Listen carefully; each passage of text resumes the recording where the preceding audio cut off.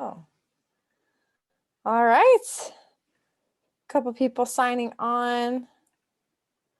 Hi, Nancy. Thanks for joining. We have Lisa on. Ooh, lots of people just signing on. Thank you all so much for joining. So we're going to get started in just a moment here, really. As you're all signing on, we'd just love to hear from you. What is the number one thing that you're hoping to get out of the data analysis and KPI intensive? So we would love to just open that chat up, hear from you on what you're really hoping to learn today. And I'm sure Kelly will address it. And then if not, we can always answer those as questions during the Q&A. So hey all, thanks for joining.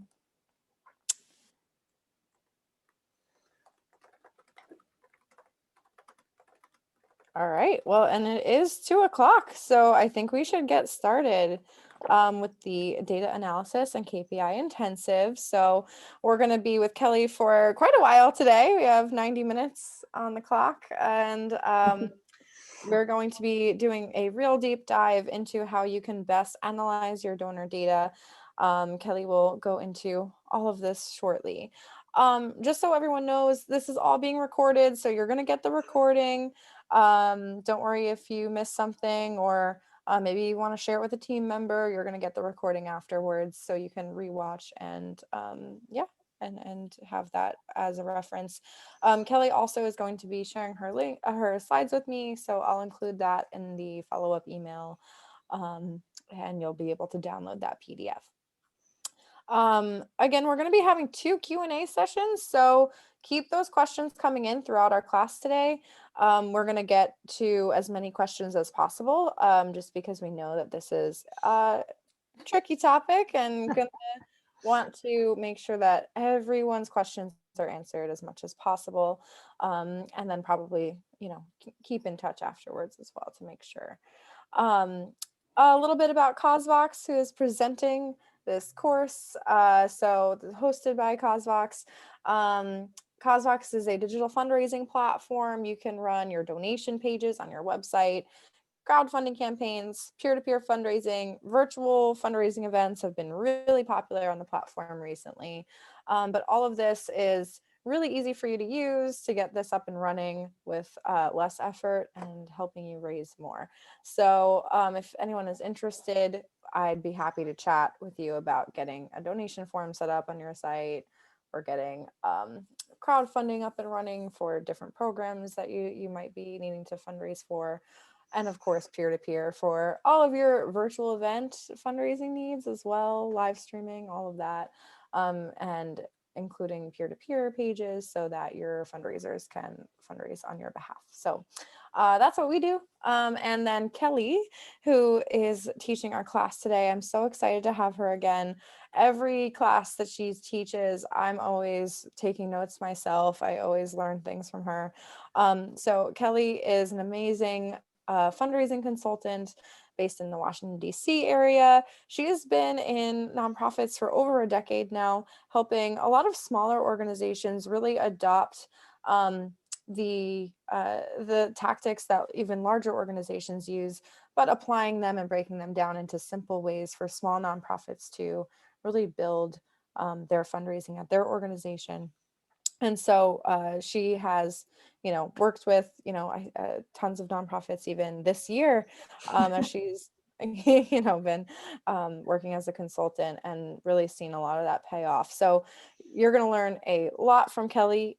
Kelly, thank you so much for being here. Thanks, Candace. Thanks for having me. I was telling my husband before we got on here, I think I'm such a data nerd. I was so excited about this webinar, and I was so excited that we got so many people to sign up, because I love talking about data, and everything I do is very based in data. And so I'm super stoked that people want to do this with me. So I'm a little bit of a nerd. I will get very excited about this. Everybody's forewarned. I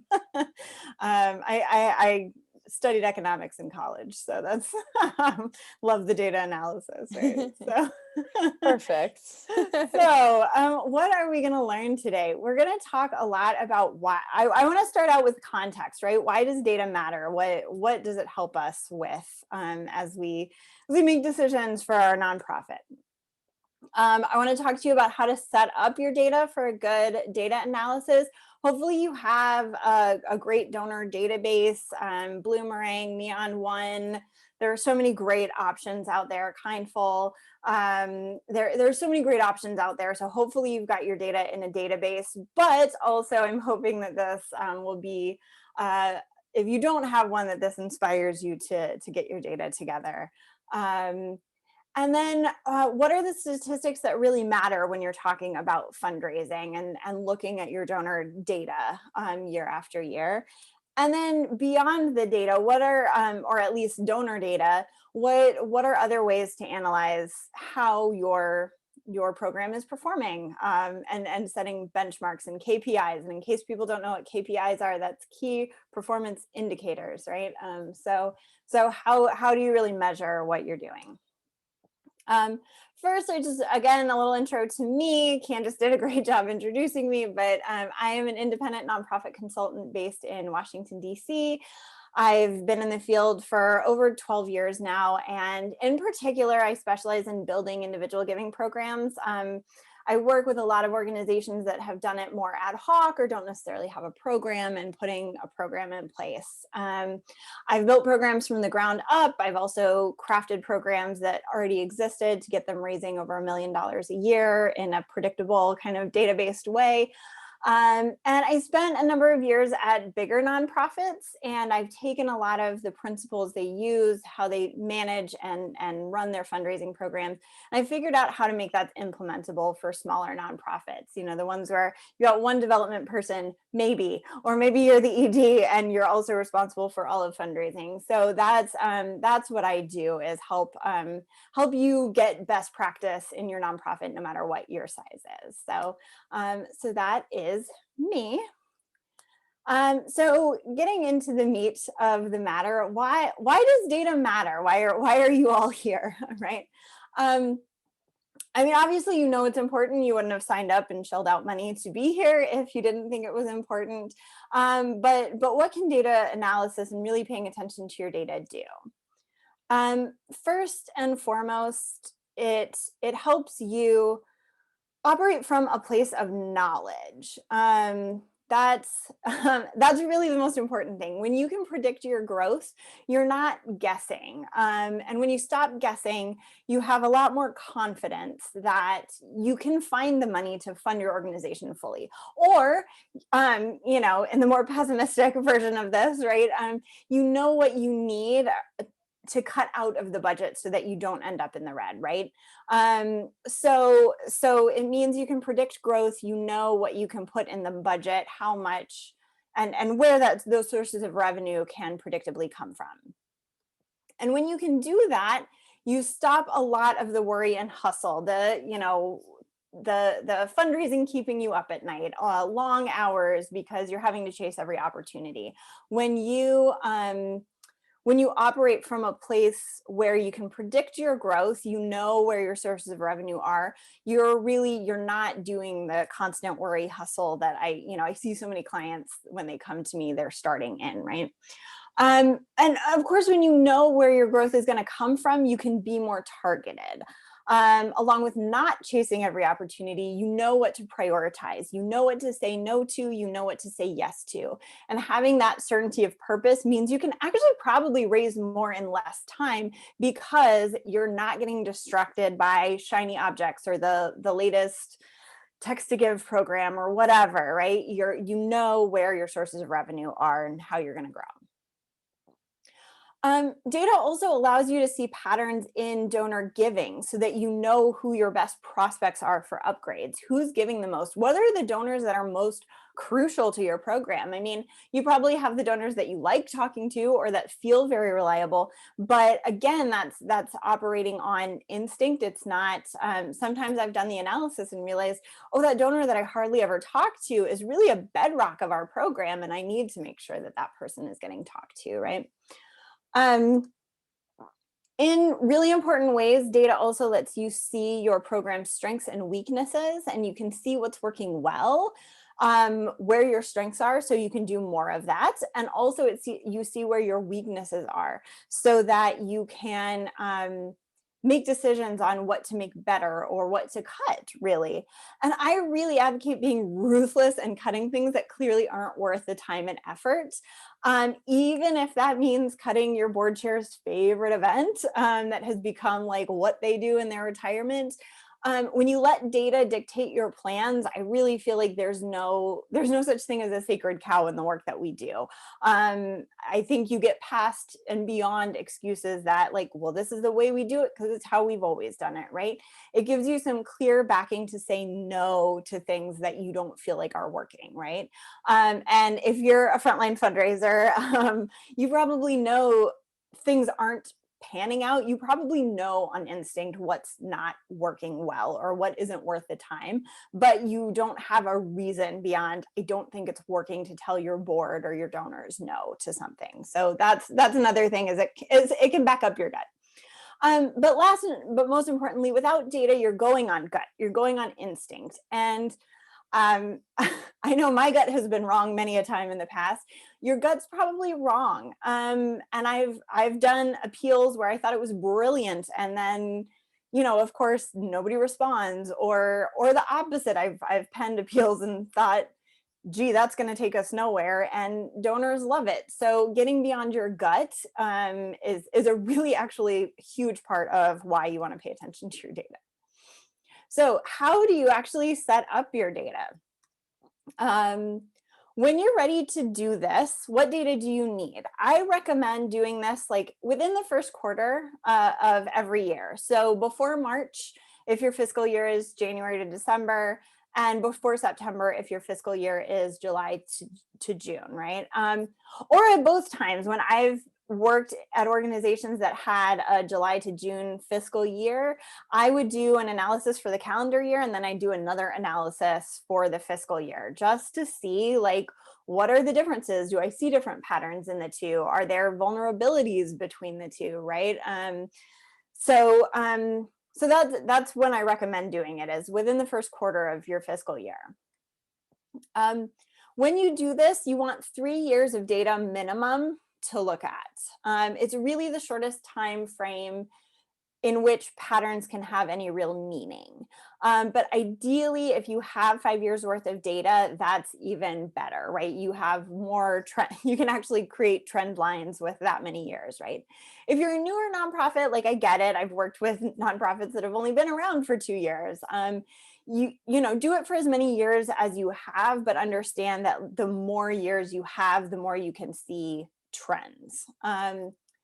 And you basically, to set this up, you want to do an export from your donor database of each donor's total giving for each year. That's going to be the bedrock of the analysis that I'm going to walk you through today. Is you want a spreadsheet that's got all your donors' names and their total giving each year for the past 3 to 5 years. And then supplementary, it's also good to have a total for each campaign you've run for that same time period. So for the past 3 years, year end 2018, 2019, 2020, our 5K fun run 2018, 2019, 2020, the gala 2018, 2019, 2020, monthly giving 2018, 2019, 2020. However you break down your campaigns, look at the total raised by each effort and where the growth is in those, so that you can see trends and what's working and what's growing. Is monthly giving growing faster than our fun run? Maybe we should lean into that more than our fun run. Maybe we should cut the fun run if it's not growing, right? So looking at that growth by campaign is also really helpful. So that's the data you want to prep. And this is what it's going to look like. Most donor databases, I will say, can pull this in a single report that's a couple clicks away. If you're not in a donor database, then there's obviously a lot more work to do to gather all of this data, but it's certainly not impossible. And it's actually probably a really worthwhile endeavor to get all of your donor giving by year in a single place, right? And you'll need to tally this up wherever you have the data. And I will say, if you don't have a donor database, Bloomerang is absolutely one of my favorites. I know I think they have a webinar coming up with CosVox soon. Is that right, Candace? Yeah, we have a webinar in like a week and a half. It's free if anyone wants to come. It's on donor retention. They're going to talk about a lot of good. Also, KPIs is donor retention is a very Yeah, important one. So yeah. go ahead and sign up for anyone that's interested.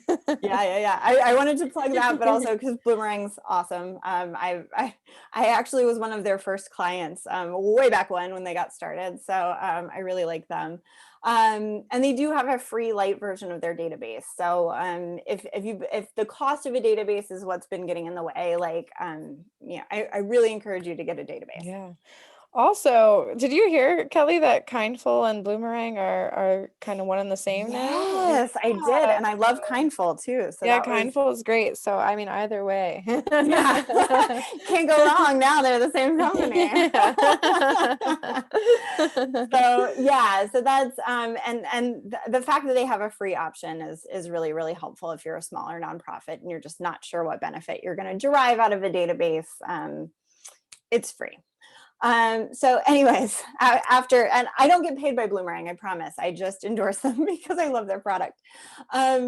Anyway, so here's my sample data. It's from my make-believe nonprofit, the Worldwide Bibliophile Society, and I will spare those of you who are book lovers. I'm squinting at my bookshelf. Almost all my authors are on there, so enjoy.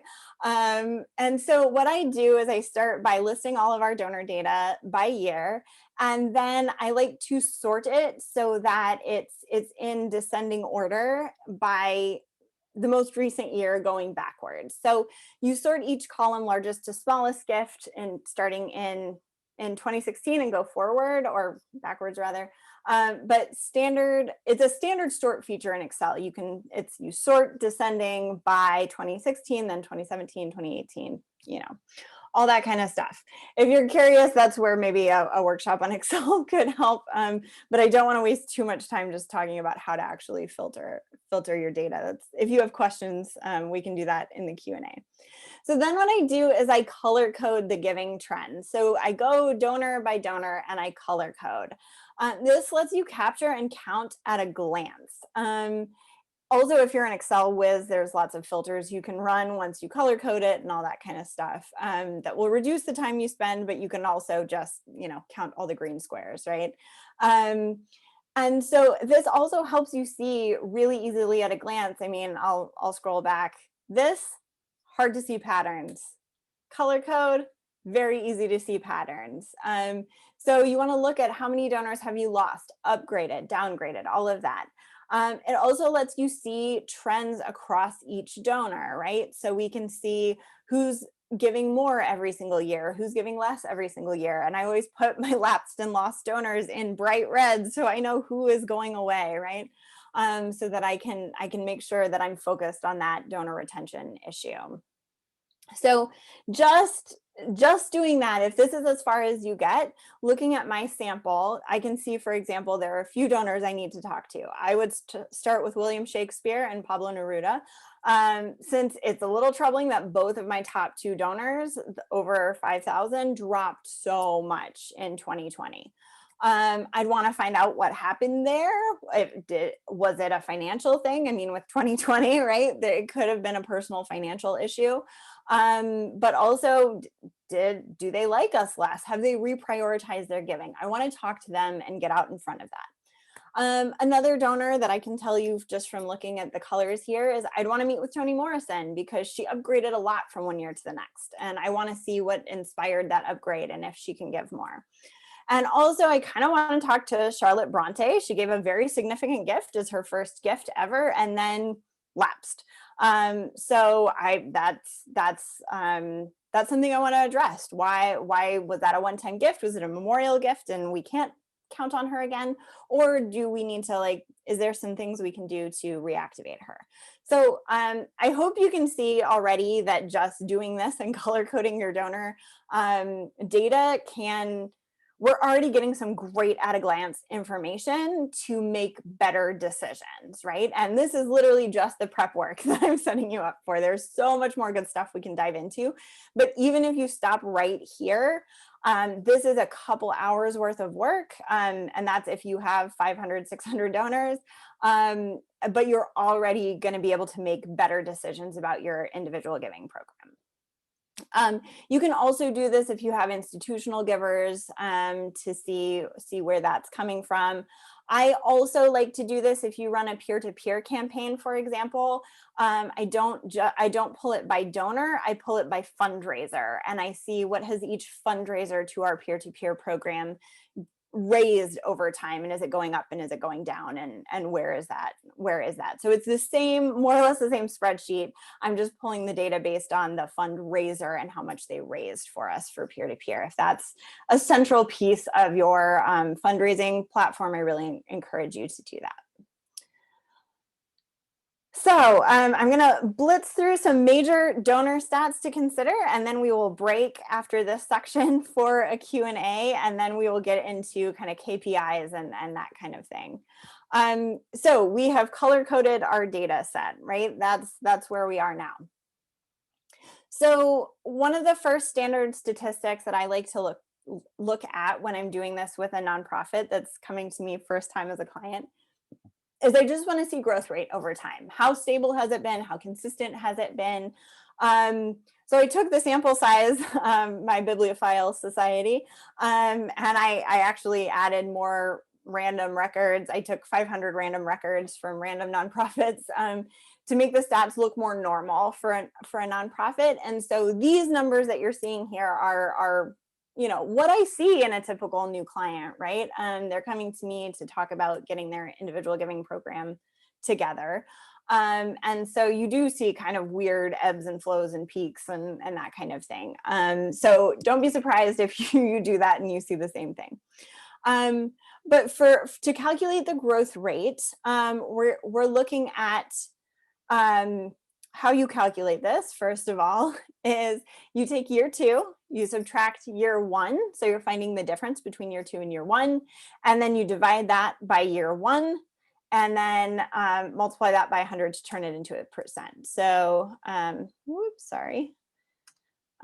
so year 2 minus year 1 divided by year 1, and there's your total multiplied by 100. So we can see here we lost a little ground, not much, right? Year 1 to year 2, there was a slight loss, and then some decent growth the following year, and then explosive growth the next year, and then the last year landed somewhere in the middle. So that's fantastic. I like seeing that, almost 100% growth. They almost doubled their income.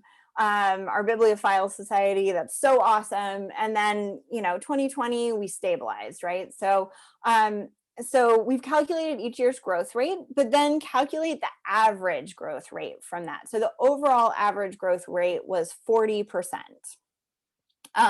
So one, that's something that I like to say is like safe. That's a number. When you take your average growth rate, that's what you want to use to project the next year, right? So if you take your top year, right, that 99%, we're going to double, right? That's way too big. That's way too much to project because you haven't actually averaged that. You haven't stabilized around any single growth rate, right? So I want to take the average of these to be what we're going to target as our goals for next year. But then beyond just doing total giving and the growth rate for total giving, looking at the growth rate in different key donor segments. So what's your growth rate in major donors? What's your growth rate in recurring donors? What's the growth rate among board giving, right? What are things that are meaningful to your nonprofit and your operation that you want to look at to see what's growing, what's not growing? And then you can also do this for each campaign. So I mentioned pulling year by year each campaign total. You want to run this growth rate number through each of your campaigns to see what campaigns are growing year by year, which ones are shrinking year by year, and where you have the most opportunity to grow. So that's growth rate. So once I've done the color coding and I add it all up, I like to calculate my donor retention rate, right? So I take all the numbers for each year, and based on the color coding, I count up all the little boxes. So how many red boxes do I have? How many yellow boxes do I have, right? And year by year, put those numbers into a total at the bottom. So if you want to calculate your donor retention rate, that really to me is the single most important statistic in my mind that tells you the overall health of your donor program if I had to pick one stat to calculate, this is the stat I like to calculate.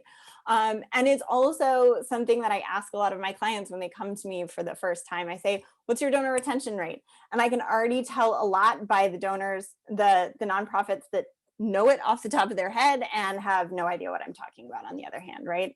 It's definitely if you're paying attention to your donor retention rate, you're already coming at your program from a stronger place.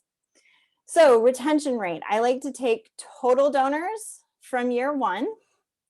That's how you calculate it, total donors from year one. You subtract how many donors lapsed in year two, and then you divide it by the total donors in year one, multiply it by 100, and that's how you get your donor retention rate for year two, if that makes sense. So just as a note, what do you even aim for, right? So I've calculated this with nonprofits and they say, so what should it be? What is the right number here? Higher is better, obviously. I will note that in 2018, the Association of Fundraising Professionals did a study and found that overall donor retention for the whole industry was less than 40%.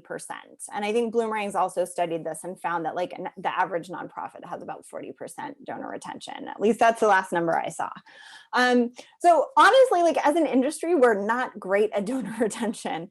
And all that to say, like, don't feel bad if you calculate this stat and it's really low. I often see programs where you haven't had a lot of time and energy or staff or resources to invest in an individual giving program.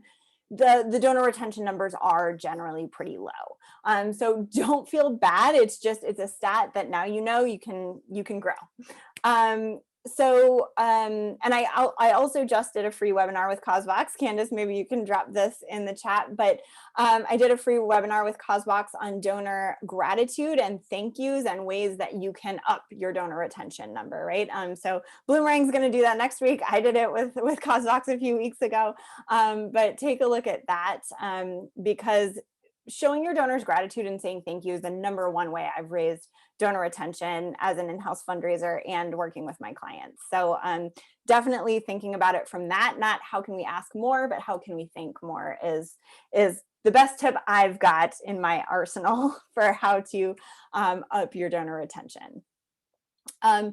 So the main pitfall I see, a lot of nonprofits don't know how to calculate this number correctly because they'll take total donors in one year and total donors in the next year, not the actual number of donors that they lost. Or they'll say, oh, well, we lost this many donors lapsed, but not looking at the one-to-one, right? So when you do total donors to total donors, you're doing growth rate, not donor retention, if that makes sense. I mixed up my words there a little bit, but yeah, and the one other thing I will say, as I said, this is kind of an amalgam of donor data, the stable, decent increase, and then 2020, it kind of crashed. I'm doing a lot of data analysis right now for a number of nonprofits looking at 2020 and donor retention. I'm seeing it down everywhere. So also take your 2020 donor retention rate with a grain of salt. Don't just calculate that because I'm seeing it drop everywhere. And I mean, I think we all lived through 2020. Why donor retention rates are probably down. So this is where I say,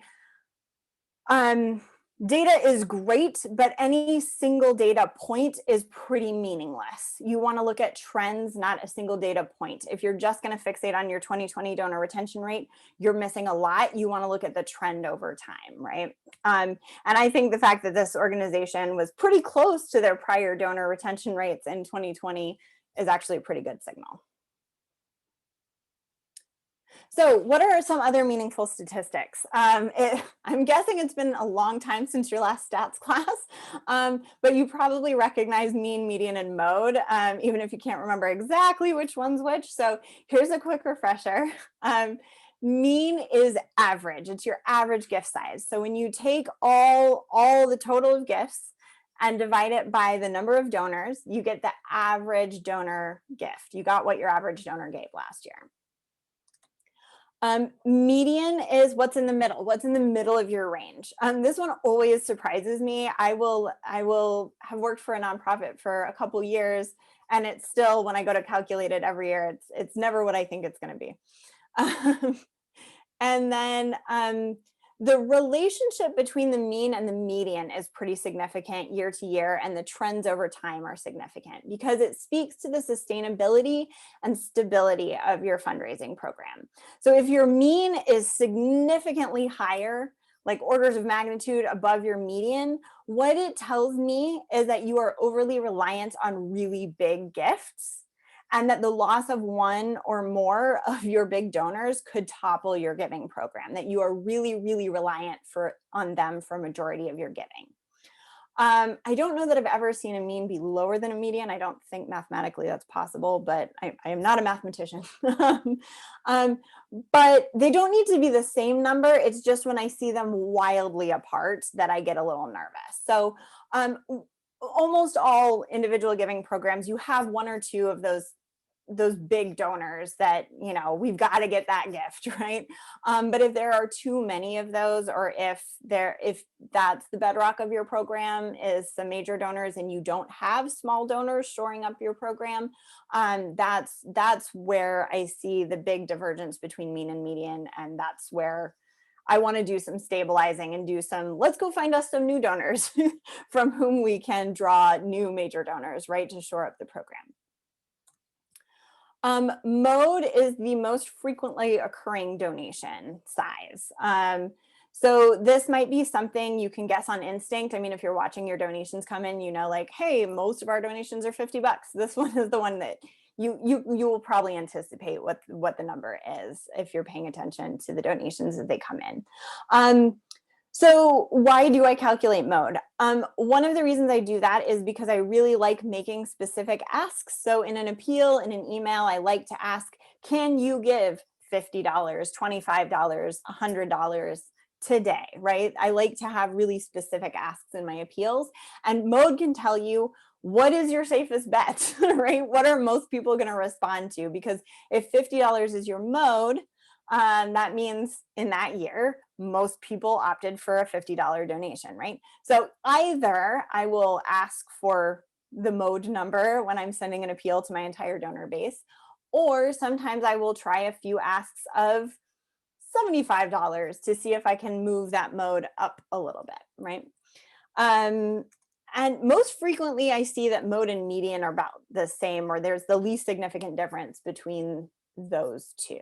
So the relationship between that is a little more meaningless, but mean and median is the one I want to really pay attention to. So moving on from stats class, we're going to talk about upgrades versus downgrades. So donor upgrades, those are donors who gave you more. Downgrades, who gave you less, right? So not lapsed, but you know, somebody who gave you 500 and then gave you 400.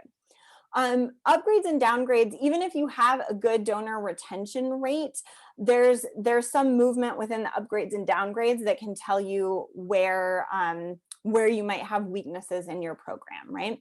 So donor retention tells you donor A gave in year 1 and year 2. It doesn't actually look at what did donor A give you. So I like to look at how many donors gave me more, how many donors gave me less, and what's the difference, both in the number, did more donors upgrade than downgrade, or downgrade than upgrade? If more donors downgraded than upgraded, I've got a problem, right? Even if my donor retention rate is pretty healthy.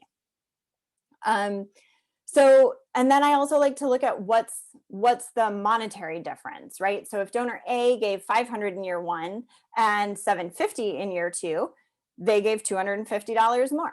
If donor B gave me 500 in year one, but 100 in year two, that person gave us $400 less. So the value of the upgrade is 250. The value of the loss is 400. When I actually total that, that's a total loss of 150 between those two donors.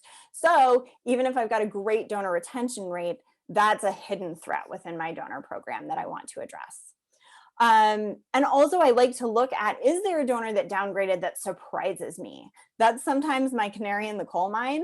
And what I do to fix the problem is I call that donor and I find out what happened with the gift. Again, 2020, grain of salt, lots of people had some financial difficulties. So, you know, I still call those donors, still find out if it was a financial difficulty. Of course, that's very understandable, right? But it might also be their priorities changed, and that's something you need to be aware of, or they didn't feel like they were thanked or appreciated enough. So that's why you want to call and talk to your donors. And I use the data to figure out like who are the donors I want to call to find out like who's downgrading and surprising me that they're downgrading. So this is just, whoops, sorry. So this is, wait a minute, my slides. Oh yeah, upgrades, downgrades, and lapsed can be, this is just in the data, what it looks like, right? Sorry about that, I had a little wobble in my, in my slides. So then lapsed versus reactivated and lost versus new donors. So once I've seen within the program, are there any hidden threats in the donors who are still giving? Now I want to look at the obvious. How many donors are just walking away? And are we getting any of them back? So lapsed donors can be reactivated. So how many didn't give? How many returned after missing a year? Is there some stability there? Are the numbers somewhat similar, or are we more weighted towards bringing them back or losses, right? So that's something that you want to pay attention to. And then how many donors were lost? So what's the difference between lapsed and lost? Lapsed donor is somebody who gave last year and did not give this year. That donor can be reactivated pretty easily. They're still kind of a current donor. Once they haven't given for 2 years in a row, that's a lost donor. And basically you're gonna have to do the same amount of work to bring them back as you would a new donor. So at that point they are lost, they're essentially a new donor when they come back, right? And when you think about how hard it's, you know, I'm sure you've heard this if you've done any fundraising webinars, the donor you have is more valuable and easier to keep than bringing in a new donor. So retaining your donors is the name of the game, right? And so that's also where I really, really, really pay attention to my lapsed donors every year, because I want to get them back before they're a lost donor. And so that's where you can look at this in each of the categories. So with my dummy data here, the program's pretty stable year after year. It's got a good donor retention number.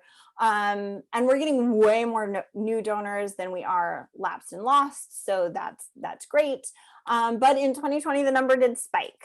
And again, if 2020 had been a normal year, I'd be waving red flags about, oh my gosh, we lost so many donors. But I think everybody's going to find that fairly normal. So, but looking at trends over time, the trends in this data, this is fairly stable. We're reactivating, you know, a fair number and recapturing a fair number of our lapsed donors. And so I'm not freaking out about it yet, right? But it's just something to pay attention to. And then just very quickly before we get into the Q&A, other things you want to look at depending on your situation. Board giving. Board giving is something I like to pay attention to. What's the absolute value or total giving from your board? What is board giving as a percentage of total giving? How does that compare? And what is the growth rate year after year of board giving? Is your board giving more, or are they giving less, right? And the main reason to pay attention to this is more and more foundation funders and more savvy philanthropists are understanding the importance of board giving and what it signals about a nonprofit. So I think this statistic is mattering more and more as we move forward. Another thing you might consider looking at is audience penetration. So how many of the total people you have access to are donors. So the most obvious on that for me is email subscribers. How many people on your email list are your donors? So there's an opportunity there, right? If only 20% of people on your email list are donors, that's a huge opportunity to reach more people and get them to give. That does depend on your email list. I certainly have talked to nonprofits where their email list is mostly the people they serve. So they're not going to be a great source of new donors. But if the people that are on your email list are people with means, that have financial resources, that could become donors, that's a great signal for the opportunity. Just to get into some specific examples of audience penetration you might think about too for your nonprofit. For arts organizations, I like to look at what % of your ticket sales are to donors versus non-donors. So what's the opportunity there among patrons, right? People coming to your shows, how many of them donate to you? If you're an animal shelter, how many folks that adopt from your shelter give you donations later? And what could you do to cultivate them better to make sure that they're coming back and supporting the organization that helped them find their companion animal, right?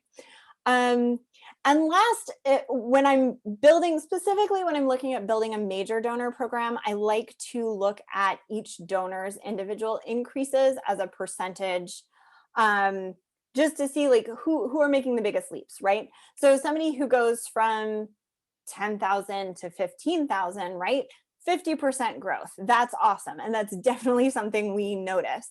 But somebody going from 250 to 500, they actually doubled their gift. And that's something you might miss if you're not looking at donor increases by percentage, right? So somebody who gives 250 and then goes up to 500, maybe with a little cultivation, they could go up to 1,000, right? And they've just signaled that they're willing to make big leaps in their giving, right? They made a bigger percentage leap in their giving than the donor who went from 10,000 to 15,000. And so just because we like looking at the big numbers, the big absolute numbers, doesn't mean the percentages aren't also meaningful for identifying who you want to cultivate for a major giving program. So if you're looking at a major giving program, something you want to look at.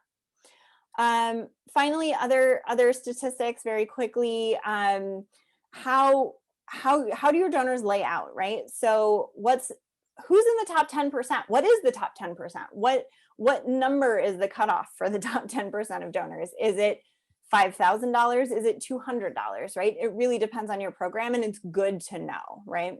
The top 10%, those are your major donors, right? So I think we tend to think as an industry, major donors are people giving thousands of dollars. But if the top 10% is cut off at 200, somebody who gives you $250 is a major donor, and you need to treat them as such, right? And that's how you build your program.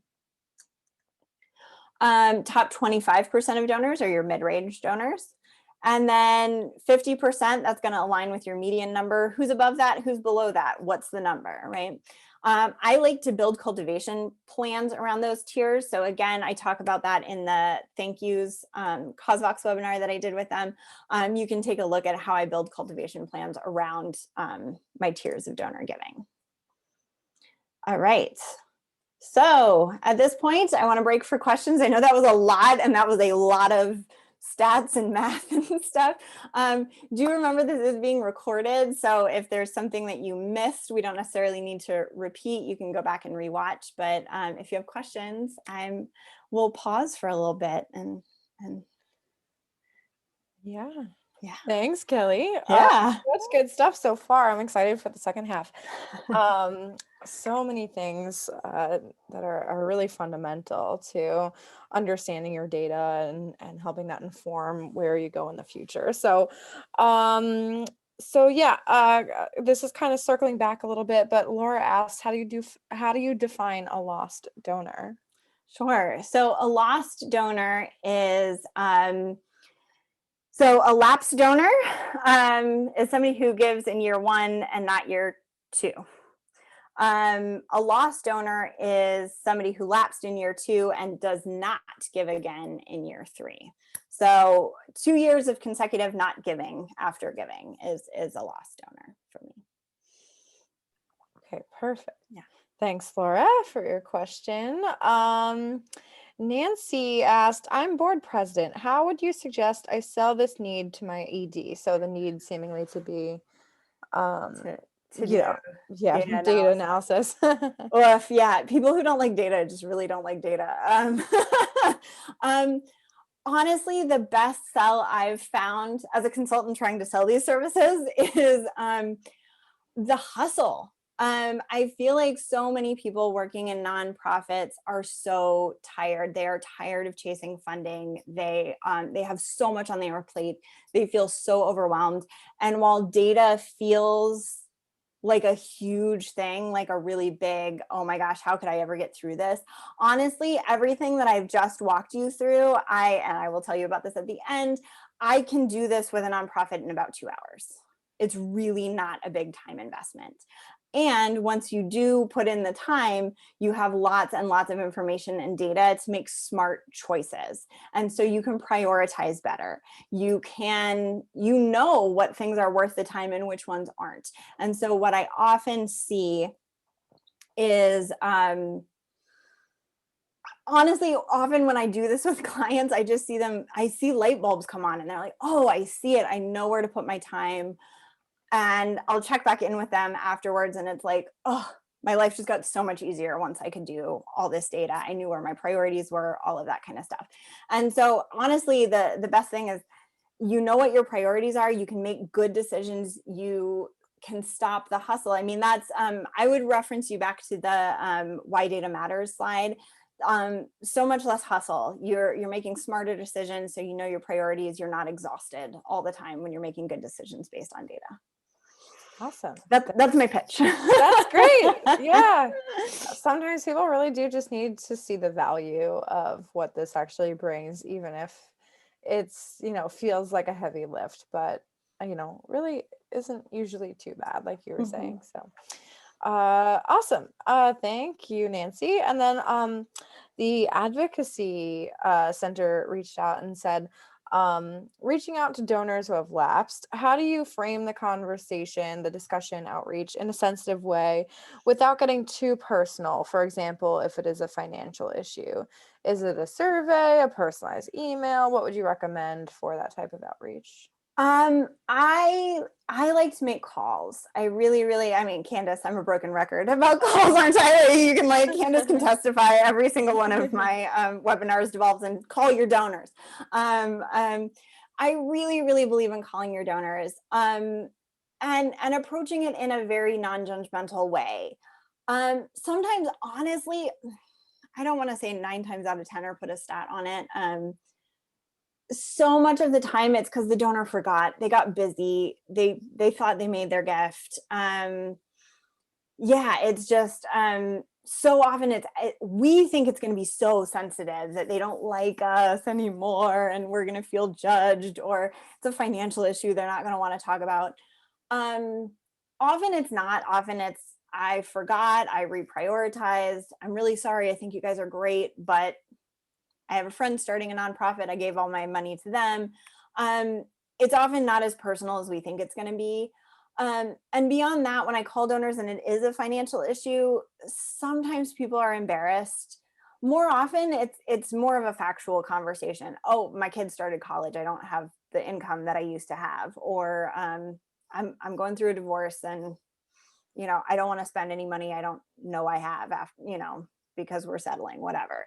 Often I don't find a lot of, they're going to tell you what they're comfortable telling you, right?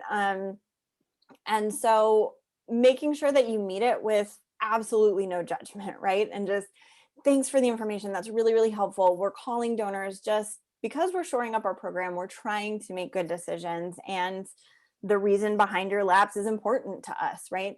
Um, and so frequently I make those lapse calls, and even if donors, I mean, I use one example of a $5,000 donor who lapsed, and I called him, and it turned out that he had twin daughters starting college that year. Very, understandable financial reason to pull back your giving.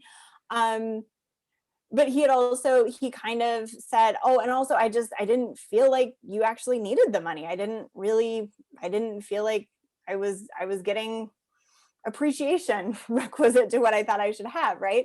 He was like, I honestly didn't think you guys would notice. Don't you have bigger donors now?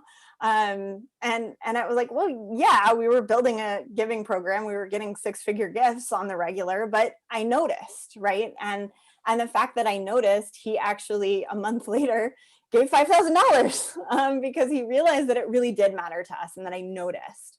So yes, it was a financial issue, but then he managed to scrape together the money for us. So, I mean, and in 2020, I mean, there are lots of people having financial issues, and I think we're getting over our guilt around that, right? There's a pandemic and it's out of so many people's control. So I really like to call donors. If you feel like you're going to kind of surprise them, sending an email saying, hey, I'd like to give you a call. I'm going to try and give you a call in the next few days. If you prefer I didn't, let me know, right?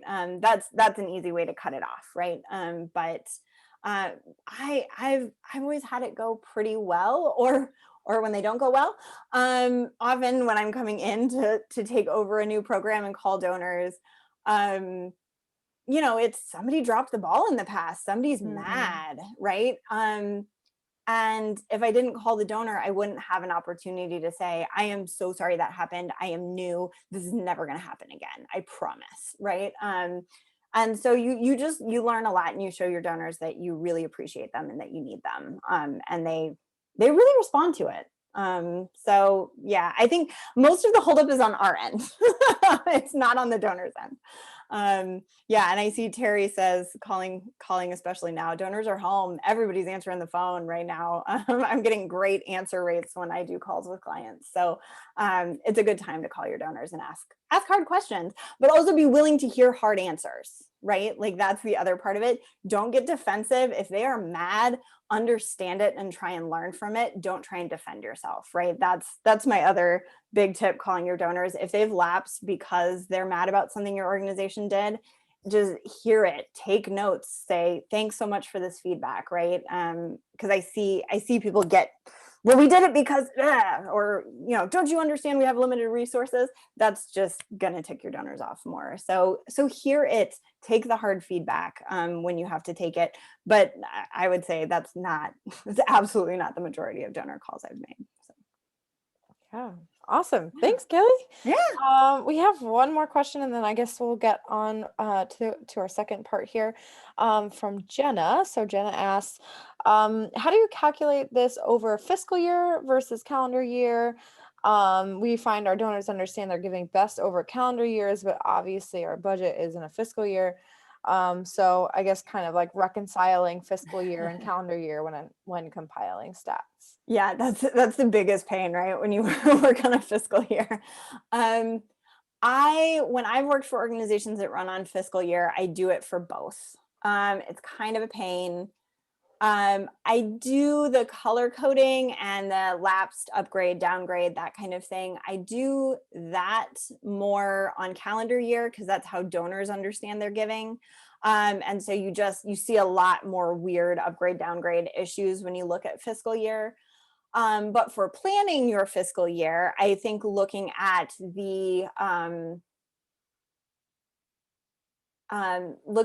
your mean, median, mode, what's the growth rate year to year, what campaigns are bringing in the biggest amounts, that the overall data points are really good to look at for your fiscal year, for your planning, so you can make projections and that kind of thing.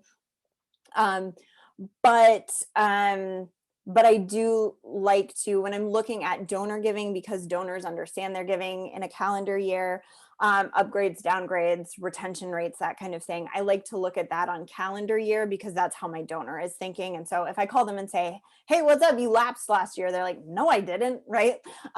You're going to get weird numbers when you look at data, the donor giving numbers on a fiscal year, because it's just often not how donors think about it. I know that was a weird answer, but you kind of have to do a little bit of both if you're operating on a fiscal year.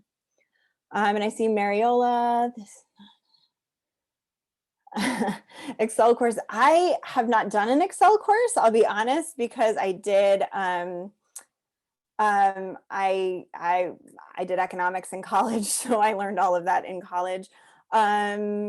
I've never had to use pivot tables in databases I have had clients who have had to do pivot tables. Um, but yeah, if you're looking for Excel courses, hang tight, because I also have some options where you can learn with me and I'll help you with your donor data. So so also hang tight, because maybe working with me directly is your best bet. So hang tight on that one. Anything else before I continue? I think yeah, I think that's it. I think we covered the questions so far, so I think it's a good time to go ahead and go on with the Awesome. second part here. On we go. Thanks, All Sarah. right. Okay, so what are the key performance indicators beyond the data? So we've looked at donor data, we've looked at upgrades, downgrades, retention, what are our donors doing? What's up with our donors, right? But then there are other ways we can look at our program to understand what's going on. I always like to do, while I do love data and statistics and analysis and all that kind of stuff, I do like to look at quality. And looking back at the prior year and look at my donor touches. How often did I talk to my donors? How often, if I was John Smith, how many times did that person hear from me? How many personal emails, phone calls, whatever did I do with each donor? This is, again, get yourself a donor database, because that's something that you can track in there. So I like to do, just like, pull a random sample. I'm gonna do a random number generator and see. I'm going to pull up that donor's account number, totally randomly in my database, and see how many times did that person hear from us in a mass email, in a personal email, in a handwritten note. How did they hear from us last year? But then also looking at it from the qualitative point of view: meetings, emails, calls. How did they go? How often are we doing it? Look at the quality. What's the conversion rate of each touch? When I meet with donors, how many of them say yes to the asks when I meet with them? How many donors say yes when we call? What's our email conversion rate at different points in the year? Which email had the best conversion rate? And by conversion rate, I mean, when you email it to a group, what percentage of them click on donate and follow through with a donation, right? And that's something that takes a little sleuthing, but but you can do it. And depending on what you use, Bloomerang's great, because you can send emails through Bloomerang and it tells you what all your donors are clicking on, right? If you have to like hack together like MailChimp and a donor database, it's a little more work. But in general, that's something I like to calculate right after I send an email. So I send an email, how many people in the 24 hours after that donate to that email, and what is that as a percentage of how many people got the email? That's your conversion rate. And then you can make a little Excel sheet or Google sheet and keep track of it there. So, and then conversion rates on digital ads, your website. There are other places you're converting people. So paying attention to that if you have the capacity and bandwidth. That's definitely one that is, I would do that later. Like make sure you've got a good donor database and that you're getting your data that way, and then pivot into more of this granular information. But also I like to look at the quality when I'm looking at an email. You know, I look at emails I wrote a year ago and go, whoa, was I thinking when I sent that? That's terrible. That's not, I'm missing this best practice thing or that best practice thing, or gee, it would have been better if we'd taken it at this angle, right? So I like to look at the quality of my outreach and see, beyond the numbers and conversion rates and all that kind of stuff, what did I like and not like about what I put out there, right? And then something else you should look at is the cost to raise a dollar. Cost per dollar raised, ROI, they have slightly different definitions, but basically, how much do you spend to bring in the money that you're bringing in? I like to look at it for my overall fundraising operation. What was my costs versus what we raise total for the year, like how effective are we in fundraising. And then for each campaign and effort, and this is where like really close tracking of your expenses is really, really important. And having a helpful accountant who can code things really well is really important. But for each campaign and effort, what did we spend? What did we make, right? And this is where when you dive into this, almost everywhere you're going to find events are probably your worst ROI, right? I'm just seeing that across the board, which doesn't mean they don't have value, but it makes you think about the value. If the value is, yeah, it costs us a lot more to raise $1, but that's how we get the bulk of our new donors every year. Totally worth it, right? But just make sure it's worth the cost, right? I've also done things where, gee, we did that whole event, we spent all this money, and all these people probably would have given anyway. Those are the events to make go away, right? Because you want to streamline what you're doing. So you want to look at expenses for sure, but also the thing I see people not doing is calculating in staff time and the cost of salaries. And that's a major thing that can topple something from, wow, great ROI to, oh, that was a terrible waste of time, right? Because we often don't think about staff time. We're already paying the salaries, so whatever, right? But you really, really need to include staff time spent on a project to understand whether it's paying off or not. And there are some great like time tracking apps. I use Toggle Track myself to see what I'm spending my time on. That you can have your different campaigns or efforts or programs or whatever you're working on and see where you're spending the most time, so that then you multiply time spent by your hourly wage and find out what was that cost to do that program. Donor value beyond total giving. So year by year is great, seeing upgrades, downgrades, how much did they upgrade? That's all wonderful. But also, what is the lifetime value of a donor at your organization? So over those 5 years, what was the total giving from a donor? Somebody who gives you $1,000 once, you probably shower with love and affection. But somebody who has given you $100 for 10 years, are you treating them the same way? Because that person, if somebody gives you $1,000 and then goes away and never gives you another gift, they've gotten way more attention than the person who gives you $100 a year. But the person who gives you $100 a year consistently, reliably, without really much ask and prompting is a way more valuable donor. So I like to calculate each donor's lifetime value in addition. So when you've got that spreadsheet, you can just make a total giving and sum that up for each donor. If you're really getting into things, I talked about this a little bit earlier, but each donor's percentage increase. So the person who gives 1,000 and then 1,500, that's a 50% increase. Somebody who gives you 100 to 200, that's actually 100% increase. So people who you see upgrading with big percentage increases are people you should be talking to, even if they're only giving you, $200 or $50, right? Because they're on the rise. And then look for donors giving more year after year. That's just who you should target for upgrades, right? Is even if they're only giving you 200 right now, but if they did 100 the year before that and 50 the year before that, they're doubling their gift to you every year. In a few years, they could be really valuable donors, right?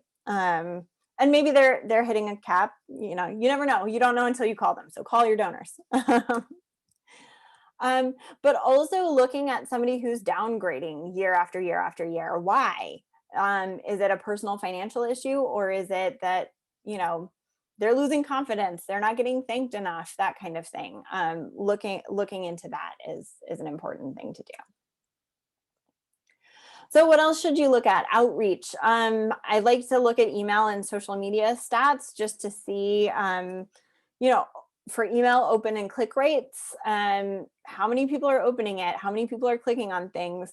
Does our newsletter get more clicks and opens than appeals? What's the difference, right? How, is there a time of year where more people open and click on your emails? all of that kind of stuff is really meaningful. Also, looking at unsubscribes can be helpful. If you notice that there's a specific email you got a lot of unsubscribes from, look into that. What happened there, right? For social media, you're looking at engagement rates and that kind of thing, click rates, likes, shares, that kind of thing. Social media is so hard because there's not a great way to export the data, but I like to kind of look at it once a month and look at my monthly stats and see, are they up, are they down? What was the most popular post I put up this month, and how can I do more of that, right?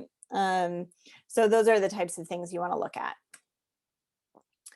Conversions rates, we talked about a little bit, but how many people, not only click on the link, but then donate, right? Or do the thing you ask them to do, sign the petition, whatever you're asking for.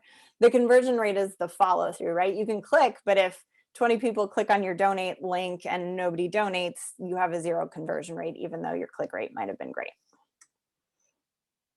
I like to look at page views on your website. So hopefully you have your website plugged into Google Analytics, because it's often really telling, looking at what pages are the most interesting, have the most hits, where are the entry pages onto your website, what are the exit pages of your website. We could do a whole nother hour and a half on Google Analytics, but just even if you're not a super data savvy person, if you've got Google Analytics plugged into your website, just taking a quick look at it to see what's going on here. The one thing I really like to look at on Google Analytics is website traffic flows and where people were before they hit my donate page. So what page were they on when they clicked the donate button in the header? Because that can be really telling. What can you spruce up, what can you drive better to your donate page, right? So the web traffic flows are one of the main things I pay attention to, and I am not an expert in Google Analytics, I will be very honest about that. But the web traffic flows, they make it very visual, and so you can kind of intuit what it means, I think, a little bit. And if not, if it's something you really want to dig into and your website is something you want to dig into, there are lots of resources out there on Google Analytics. Specifically, if you do events, looking at the number of attendees you have year to year, and doing that same attendee retention as you would do with donor retention, right? So here's all our attendees in 2016, 2017, you can just put a little X who came which year, and how many attendees do we retain year to year? Is it a whole new group every year? And if that's your goal, to have a whole new group every year, because that's where you get your new donors, awesome. But if it's a new group every year and people aren't coming back to your event, is it a worthwhile event to continue having? Number of sponsors year by year is also a really important thing to do. So running that same analysis, how many of our sponsors, how many are upgrading, how many are downgrading? What is our sponsorship retention rate, right? What value are your sponsors driving out of your events, and are they giving? And what does that mean for your event? So those are things that I like to look at specifically if you do events.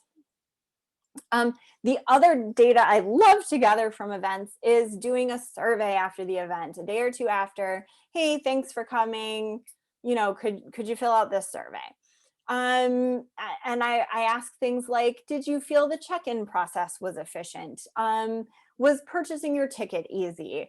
What did you think of our program? Was it too long, too short, just right? That kind of thing, because it gives me a lot of information about what I should do in following years. I've really, I can't speak highly enough of post-event surveys. I don't think enough people do it.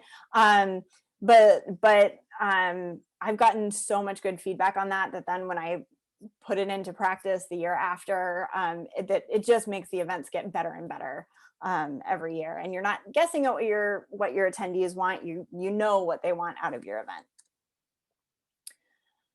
And then if you do peer-to-peer, I like to look at participation rate. So that would be how many fundraisers out of our full audience. So let's say you're doing a peer-to-peer event and you invite all of your donors to fundraise for you. Of all of your donors, what % sign up to fundraise with you? And does that change year to year? Are you growing that participation rate over year? The number of fundraisers year by year. So are we growing, or is it staying the same? That kind of thing. And then fundraiser retention, running that retention rate. How how many of our fundraisers do it 1 year and then don't come back, right? And that's something that when I talk about peer-to-peer is something I really pay attention to. The donor you have is better than the donor you don't have, right? Retaining your donor is going to serve you better than finding a new donor. By the absolute same token, fundraiser retention is the key to growing your peer-to-peer events. So keeping your fundraisers coming back is easier than finding new fundraisers every single year. Also, the hidden side of this is if you get your fundraisers to come back year after year,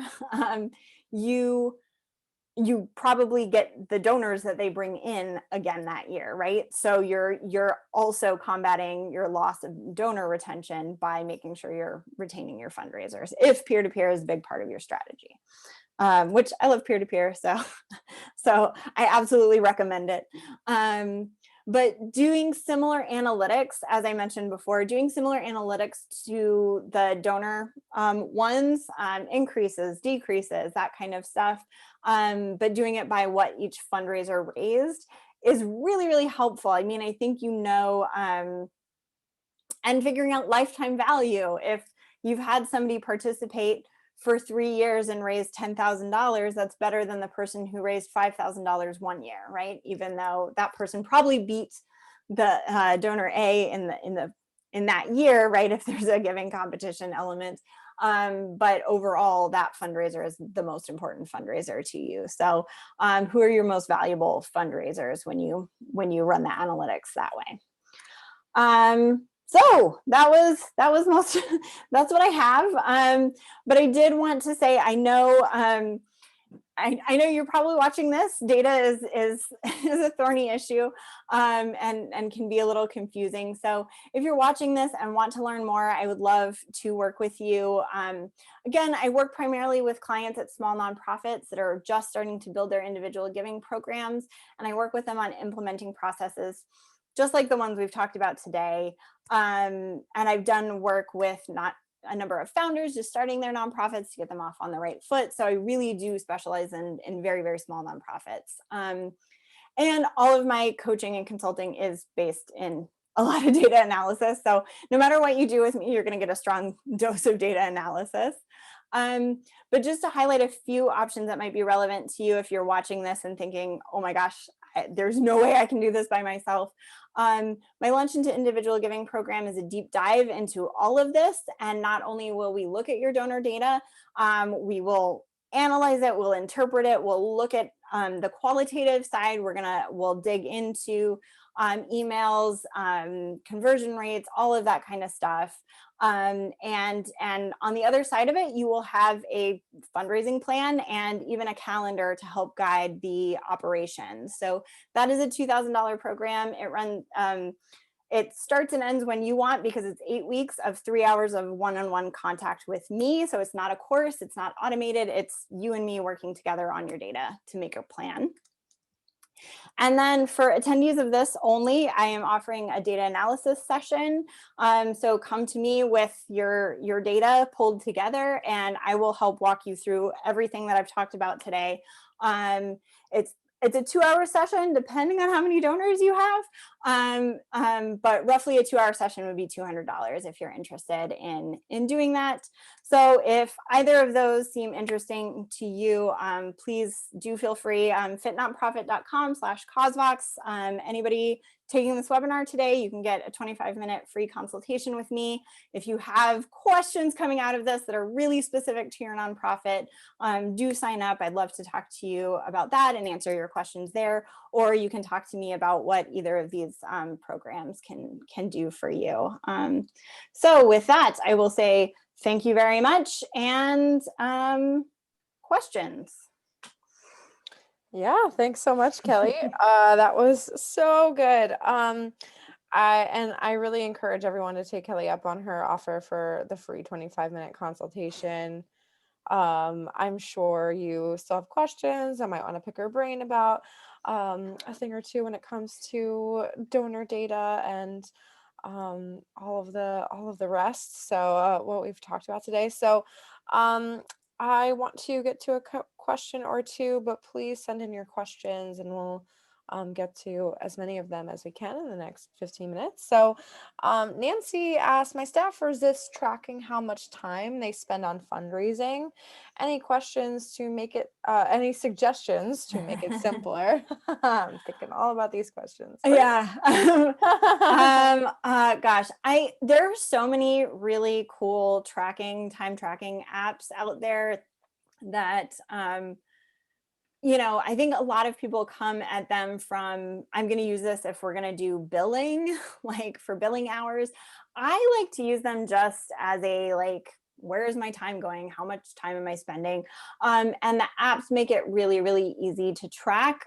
Quite a few of them have, where it reports to a manager, right? So I think if you're just saying everybody track and then report it back to me is hard. But if you say, hey, everyone, we're using, for example, I use Toggle Track to track my hours as a consultant. But if you want to use that, hey, everybody, we're using Toggle Track. You will log your hours. I can see all of your hours. And we need to do this because we've got to get smarter about, our time. I want to see. It's really helpful. I mean, beyond just tracking time on fundraising, how much staff time is going to your different programs, to marketing, to outreach, to admin. If you notice your staff is spending a ton of time submitting credit card receipts, I don't know, is there a way you can make it easier on them, right? So that's really what I would say is it's not necessarily that you need to do it just on fundraising specifically. It's because we need to know overall, where is our time going as an organization? Do we need to write in more salary time for X program? And we need to be able to demonstrate to the funder that,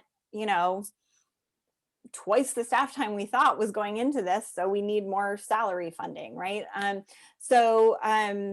I think the tracking apps are the easiest way to do that. I worked for a nonprofit once where we had to put it into like a giant shared Excel file every single day, and that was just such a pain in the behind because we always had to track it ourselves and then report it back, and then we were punished if we forgot, and then we're estimating. And so I don't really recommend, I think it's giving them the tools to make it easy to track would be the first thing I would do.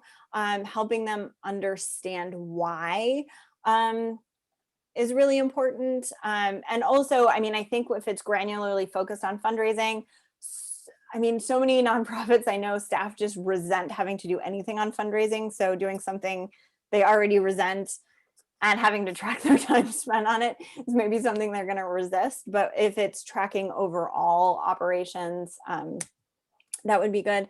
And Nancy, I see your question on volunteer time. Yes, absolutely track volunteer time. Quite a few databases now have places where volunteers can log their time, which is really cool.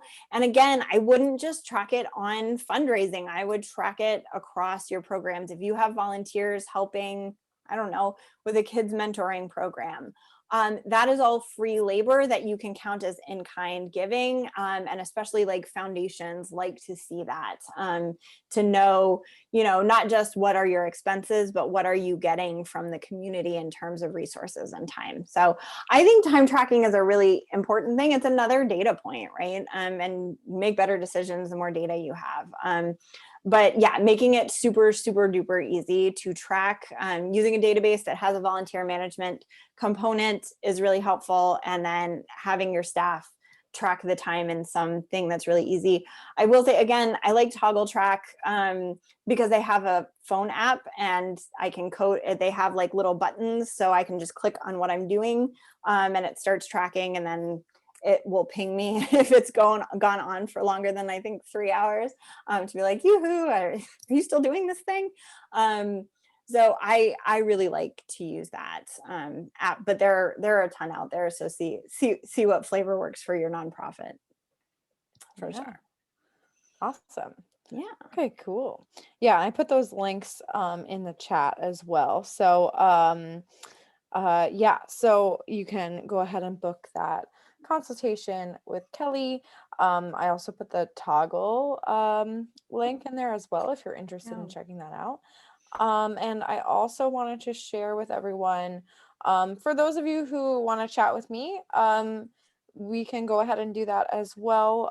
So we can definitely chat about how CosDocs can help you raise more with less effort, and have some easy tracking across all of your donation pages and all of your online fundraising basically in one place. And so happy to show you what capabilities we have, or just simply chat through any remaining questions that you have from today's discussion as well. And I can help you point you towards some resources that might help. So feel free, if you want to chat with me, you can go ahead and book that consultation as well. Let's go ahead and take a look back at the Q&A pane. I'm trying to pull it up. Great. I have a few too many windows open here. I lost the Q&A pane. Perennial problem. I'm not seeing any more questions. Okay. Cool. Well, thank you everyone for joining us for today's data analysis deep dive. I think that this was really helpful in breaking down a lot of just the real basics and how you can view your data so that you can effectively, basically, continue to grow your organization. Donor retention, like we talked about before, is one of the top ways that you can not just keep donors, but it really is a growth method as well, because as you retain more donors, then you can also count on them and then also grow with new donors. So really important to really be keeping track of all of these key performance indicators, as well as keeping in touch with your donors. So Kelly, will you be sharing those examples? So I think one of the things that I found really helpful is just seeing how you lay it out in Excel. Will you be sharing those examples as well with us, so that people can just take a look at those examples later? The Google Sheet or whatever, the Excel. I don't, because it's kind of hacked together. Yeah. But if you want to sign up for the free consultation with me, I'm happy to kind of answer questions as needed on your data and that kind of thing. For sure. Which is probably more helpful, is to look at your own data with that lens than look at my pretend data. Yeah. And you'll see, I mean, when Candace sends the slides to everybody, you'll see how I do that, how, the color coding and all that kind of stuff.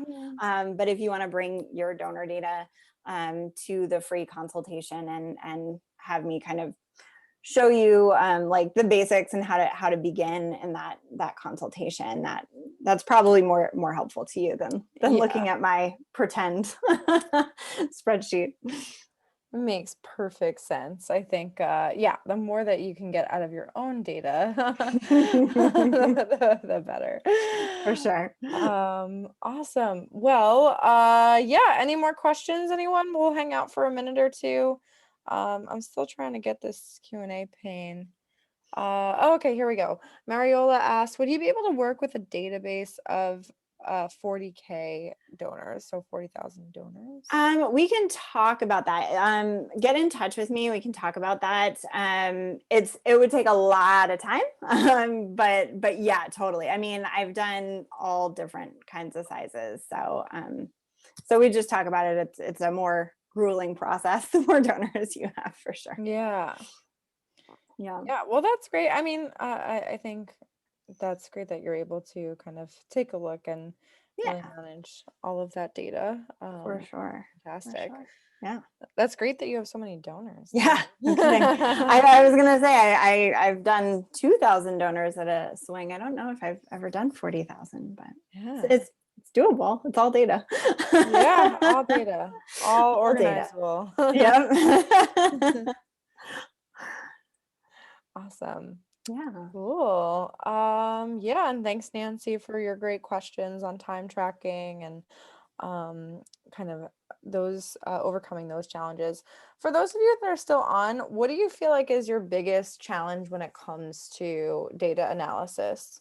I'd just love to hear from you and what challenges you're currently facing. And, you know, if you feel like this class is helping you overcome any of them, that would be great too.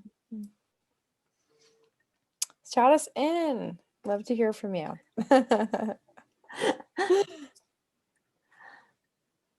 See my ID. That's So, yeah. yeah. Nancy said, convincing my ED that it is important enough to invest time into data analysis. Yeah. That's a hurdle. It is a hurdle. Yeah, it is. And I mean, it's so hard because I can tell you the relief I see after I see the clarity that my clients get after doing data analysis, or my own relief when I learned how to do this early on in my career. You know, it's hard to quantify that, but it really, the more database you are, the less time you spend on fundraising, or you can spend the same amount of time and make more. So that's what I've got. Candace, do you? I know you like data too, but yeah. Actually, one of the questions that I was thinking about before, because like, especially with, you know, in considering even Mariola, who has 40,000 donors, for those donors who are small enough where you don't necessarily have the time to call everyone that lapses, what would you recommend to like re-engage those donors at scale?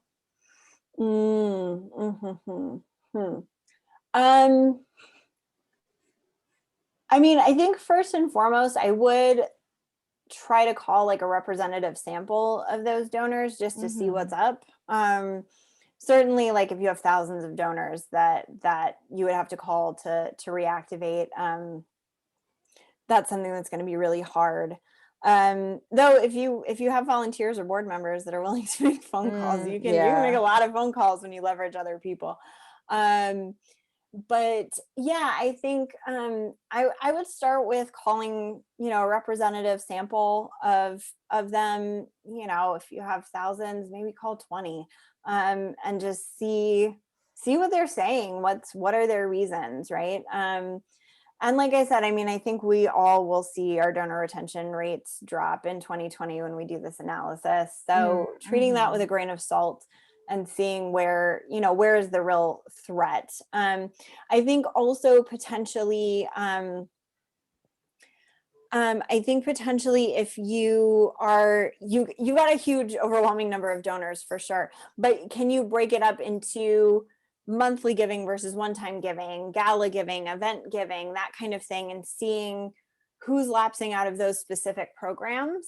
I think that's what I would do, is try to make it more manageable by seeing what's the total giving by donor by effort or campaign or something like that, so that you can see, wow, most of our donors are the one-time donors that are lapsing, but our peer-to-peer campaign and our monthly giving program, our donor retention rates are great there, right? And so I think that would give me some information that says, okay, it's from the first gift to the second gift that I'm losing most people. I've got a lot of one-time donors. So the thing is, I really need to invest in the welcome process after I get a new donor. Right. So this is all what data analysis can do, right? Like I'm inventing scenarios. I am not sure this is what's true for your nonprofit.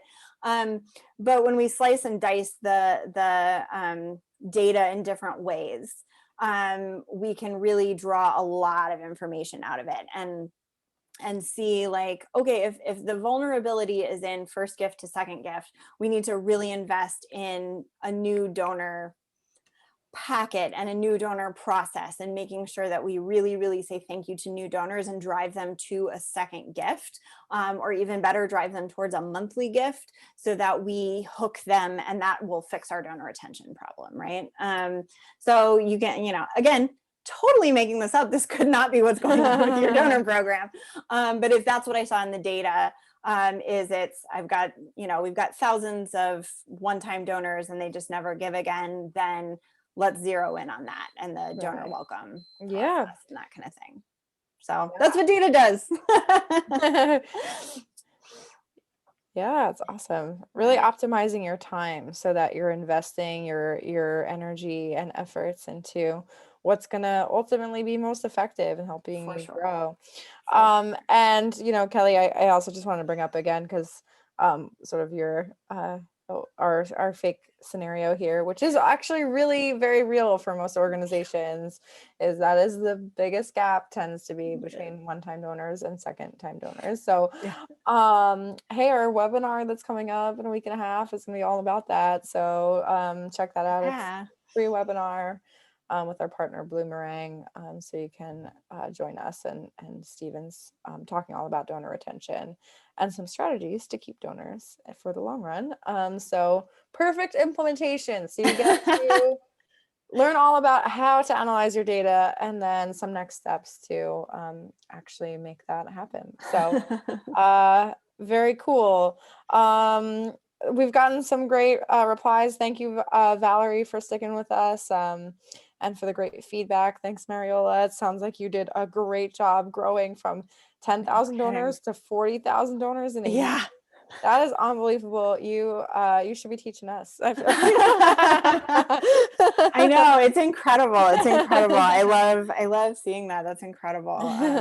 Yeah, the first thing you should do is congratulate yourself on a job well done, and then you can get into the data analysis. That's the other thing. I Yes. did this the other day with a client, and she was looking at the data, and she's like, "We've done so great. I didn't even understand how well we've been doing." And I'm like, "Great, like live in that feeling for a little bit, and next week we'll talk about what to do with the data, but just be proud of yourself for a while." And we're in 2021, we've all been through 2020, we all need a win, so like live in that feel good phase for a little bit before you move on too Yeah. much.